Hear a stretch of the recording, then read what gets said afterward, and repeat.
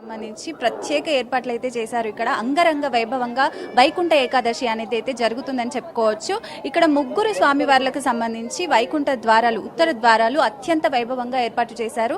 లక్ష్మీ నరసింహ స్వామి వారిది, అలాగే వెంకటేశ్వర స్వామి వారిది, అలాగే మురళీకృష్ణ స్వామి వారిది వైకుంఠ ద్వారాలు అయితే అత్యంత వైభవంగా ఏర్పాటు చేశారు. ఇక్కడ మనతో పాటు కొంతమంది భక్తులు అయితే ఉన్నారు. వాళ్ళని అడిగి మరిన్ని వివరాలు తెలుసుకుందాం. వాళ్ళు వైకుంఠ ఏకాదశిని ఎలా సెలబ్రేట్ చేసుకుంటున్నారని అయితే.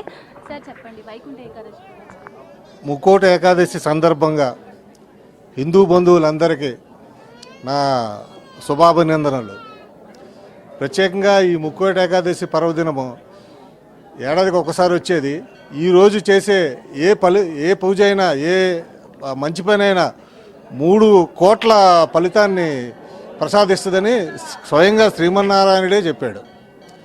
శ్రీరంగనాథుడు సర్వంతర్యామి, శ్రీమన్నారాయణుడు సర్వంతర్యామి. ఈరోజు ఏ పనులు చేసినా సరే భక్తులందరికీ కూడా మంచిగా జరగాలని, తెలంగాణ ఆంధ్రప్రదేశ్ సుఖ సంతోషాలతో వర్ధిల్లాలని కోరుకుంటున్నాను. ముఖ్యంగా ఈ వెంకటేశ్వర యోగేశ్వర దేవస్థానం ఎవ్రీ ఇయర్ చాలా బాగా చేస్తారు. ఈరోజు కూడా అద్భుతంగా చేశారు అన్ని ఏర్పాట్లు కూడా. వాళ్ళందరికీ నా శుభాభినందనలు, కమిటీ వారికి. అండ్ ఎస్పెషల్లీ ఈ రాజ్ న్యూస్ ఛానల్ కూడా నా శుభాభినందనలు. ఓకే, మీరు ఎలాంటి ప్రత్యేక పూజలు చేస్తారు ఈ వైకుంఠ ఏకాదశికి సంబంధించి? వైకుంఠ పూజ ఈరోజే కాదు, ఎప్పుడైనా సరే హిందూ అన్నవాడు ప్రతి ఒక్కడు విష్ణు సహస్రనామం ప్రత్యేకంగా చదవాలి. విష్ణు సహస్రనామం ఎంత బాగా చదివితే అంత మంచిది. ఈరోజు చేస్తే అది ఇంకా మంచిది. Vishnu Sahasranamam. Thank you so much అండి. అలాగే ఇంకొక భక్తురాలు అయితే మనతో పాటు ఉన్నారు. ఆవిడని అడిగి మరిన్ని వివరాలు అయితే తెలుసుకుందాం. అమ్మ చెప్పండి, వైకుంఠ ఏకాదశి ఎలా? జై శ్రీమన్నారాయణ. హిందూ బంధువులందరికీ వైకుంఠ ఏకాదశి శుభాకాంక్షలు. నేను చిన్నప్పటి నుంచి వైకుంఠ ఏకాదశి రోజు ఉత్తర ద్వార దర్శనం కోసం వస్తూ ఉంటాను. సో ఇవాళ కూడా నేను ఆఫీస్కి లీవ్ పెట్టుకొని ఎర్లీ మార్నింగ్ 4 o'clock వెళ్ళేసి మీ ఫ్యామిలీ అందరం రెడీ అయిపోయి టెంపుల్కి వచ్చేసాము. సో మన హిందువులందరూ ఏకం అవ్వాల్సిన టైం వచ్చింది. అందరూ ఇతర మతాలు చూసుకుంటే కనుక వాళ్ళు చాలా వాళ్ళ దేవుడి గురించి పట్టించుకుంటారు. మన హిందువులకి టైం తీయలేకపోతారు. దేవుడి దగ్గరికి వెళ్ళాలన్నా, మొక్కాలన్నా ఏం వెళ్తాంలే, ఏం పోతాంలే అనుకుంటారు. నేను ప్రతి ఒక్క హిందూ బంధువులందరికీ నా తరఫున నేను రిక్వెస్ట్ చేస్తున్నాను, మీరు హిందూ మతం చాలా గొప్పది. మన సనాతన ధర్మం చాలా గొప్పది. మన సనాతన ధర్మాన్ని నిలబెట్టండి. ఇతర మతాల జోలికి వెళ్ళొద్దు, ఎడారి మతాల జోలికి వెళ్ళొద్దు. కాస్త టైం ఇస్తే పరమతాల్లోకి తీసుకెళ్ళడానికి అందరు రెడీగా ఉంటారు. మన ధర్మాన్ని కాపాడండి, మన సనాతన ధర్మాన్ని కాపాడండి. ఇవాళ ఉత్తర ద్వార దర్శనం చాలా విశేషం అంటారు. ఆషాఢ మాసంలో ఏకాదశి రోజు స్వామివారు శయనిస్తారు. దాన్ని శయన ఏకాదశి అంటారు. ఇవాళ స్వామివారు నిద్ర నుంచి లేస్తారనమాట. స్వామివారు నిద్ర లేవగానే ఉత్తర దిక్కున నించొని ఉంటారు. స్వామివారి దర్శనానికి 33 కోట్ల దేవతలు వేచి ఉంటారు. మనకి ఎంత అదృష్టం ఉంటే స్వామివారి దర్శనానికి మనం రాగలుగుతాము. సో అందరూ ఉత్తర ద్వార దర్శనం చేసుకోవాలని, అందరూ ఆ స్వామివారి కృపకి పాత్రులు కావాలని, మన హిందువులందరూ మన పండగలన్నీ ఇలాగే చేసుకోవాలి. పిల్లలకు చెప్పండి, మన సనాతన ధర్మ గొప్పతనం చెప్పండి. భగవద్గీత చదివించండి, విష్ణు సహస్రనామం చదివించండి. నా బాబు 5 years.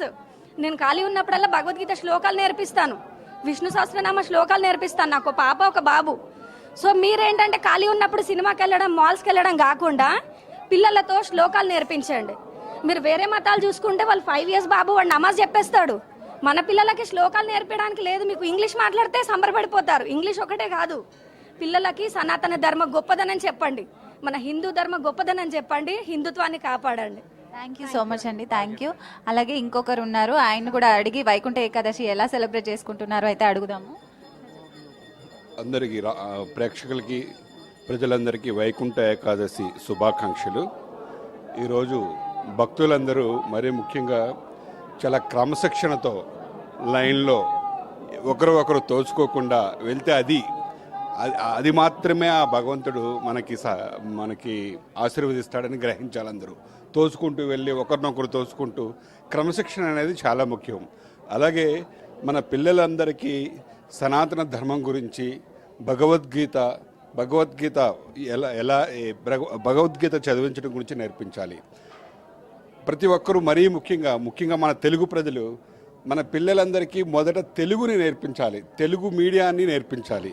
తెలుగు చదివిన తర్వాత 5-6 క్లాసులు వచ్చిన తర్వాత వాళ్ళకు భగవద్గీత చదివించడం నేర్పితే మీరు భగవద్గీత కానీ చదివితే మీరు పిహెచ్డి చేసినట్టుగా భావించాలి. ఎలా బ్రతకాలి, ఎలా ఉండాలి, ఎలా జీవించాలి అని చెప్పేదే మన భగవద్గీత. జై సనాతన ధర్మ. థ్యాంక్ యూ సో మచ్ అండి. చూసారు కదా, పెద్ద ఎత్తున భక్తులైతే వైకుంఠ ఏకాదశి సందర్భంగా ఆలయాలకైతే పోటెత్తుతున్నారు. అలాగే మనతో పాటు ఇంకో భక్తురాలు ఉన్నారు, ఆవిడని కూడా అడిగి తెలుసుకుందాం వైకుంఠ ఏకాదశికి సంబంధించి. అమ్మ చెప్పండి ఒక్క నిమిషం. నేను ఒక 20 సంవత్సరాల కంటే ఎక్కువ నుంచి వస్తాను వైకుంఠ ఏకాదశి రోజు. నాకు చాలా బాగా అనిపిస్తుంది ఇక్కడ వెంకటేశ్వర స్వామి ఉత్తర దర్శనం చేసి. శిరీష